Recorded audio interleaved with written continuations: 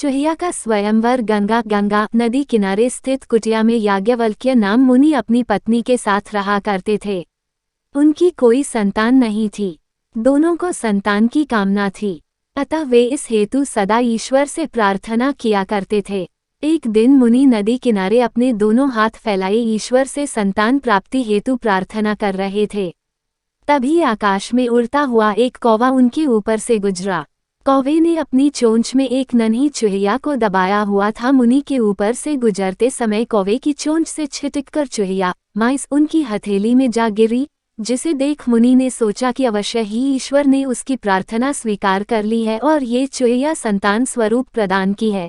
चुहिया को एक सुंदर कन्या का रूप दे वे अपने घर ले गए और अपनी पत्नी को सौंपते हुए बोले, ईश्वर ने यह कन्या हमें प्रदान की है, अब से ये हमारी पुत्री है और इसके पालन पोषण का संपूर्ण दायित्व हमारा है। मुनि पत्नी ने भी उस कन्या को अपनी पुत्री के रूप में स्वीकार कर लिया।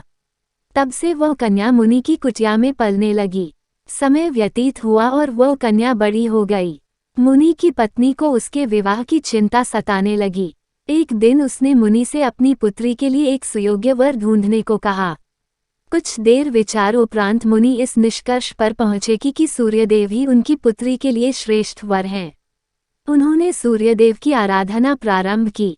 जब सूर्यदेव के दर्शन दिए तो साधु ने अपनी पुत्री से पूछा, क्या तुम्हें सूर्यदेव अपने पति के रूप में स्वीकार है?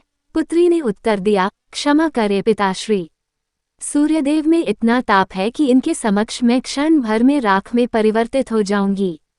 मैं इनसे कैसे विवाह कर सकती हूँ? कृपा कर आप मेरे लिए कोई दूसरा वर ढूंढिए। पुत्री के उत्तर सुन मुनि ने सूर्यदेव से पूछा, सूर्यदेव, अब आप ही बताएं कि मेरी पुत्री के लिए आपसे श्रेष्ठ वर कौन होगा? सूर्यदेव ने उत्तर दिया, मेरे अनुसार मेघ तुम्हारी पुत्री के योग्य है, क्योंकि उसमें मुझे ढक देने का सामर्थ्य है। मुनि ने मेघ प्रार्थना प्रारंभ की और उनके दर्शन देने पर अपनी पुत्री से पूछा, क्या तुझे मेघ अपने पति के रूप में स्वीकार हैं?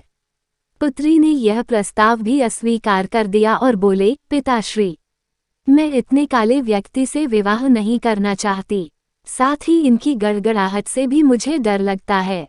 मुनि ने मेघ से परामर्श लिया तो मेघ बोले, मेरे विचार में वायुदेव तुम्हारी पुत्री के योग्य है, क्योंकि उनमें मेघ को उड़ा देने की शक्ति है।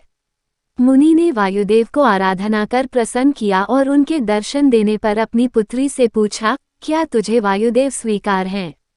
मुनि पुत्री बोली, वायुदेव तो बड़े चंचल हैं, कभी एक स्थान पर स्थिर नहीं रहते, मैं उनसे विवाह नहीं कर सकती। मुनि ने वायुदेव से उनसे अच्छे वह के बारे में पूछा तो वे बोले, मुझसे अच्छा पर्वत है, जो मजबूती से एक स्थान पर डटा रहता है और तेज हवा, आंधी और तूफान से भी नहीं डटा। मुनि पुत्री सहित पर्वत के पास गया और पुत्री का विचार पूछा तो वह बोली, ये बड़े कठोर हृदय के हैं, मैं इनसे विवाह नहीं कर पाऊंगी। तब पर्वत ने मुनि को सुझाया कि मुझसे योग्य चूहा है, वह कोमल तो है पर साथ ही पर्वत में भी सुराख कर देने की शक्ति रखता है। मुनि मूषकराज को बुलाया और अपनी पुत्री से पूछा कि क्या उसे मूषकराज से विवाह स्वीकार है। मूषकराज को देख मुनि की पुत्री को एक अपनत्व भाव का अनुभव हुआ और वह उस पर मुग्ध हो गई। उसने मूषकराज से विवाह करना स्वीकार कर लिया। तब मुनि अपनी पुत्री से बोला, यह भाग्य ही है, तुम इस दुनिया में चुहिया के रूप में आई और अब भाग्य से तुम एक चूहे से ही विवाह कर रही हो। मैं तुम्हें तुम्हारा मूल रूप वापस प्रदान करता हूँ। मुनि ने अपनी पुत्री को चुहिया में परिवर्तित कर दिया और उसका विवाह मूषकराज से करवा दिया। सीख बाह्य स्वरूप परिवर्तित हो जाने से आंतरिक स्वरूप परिवर्तित नहीं होता।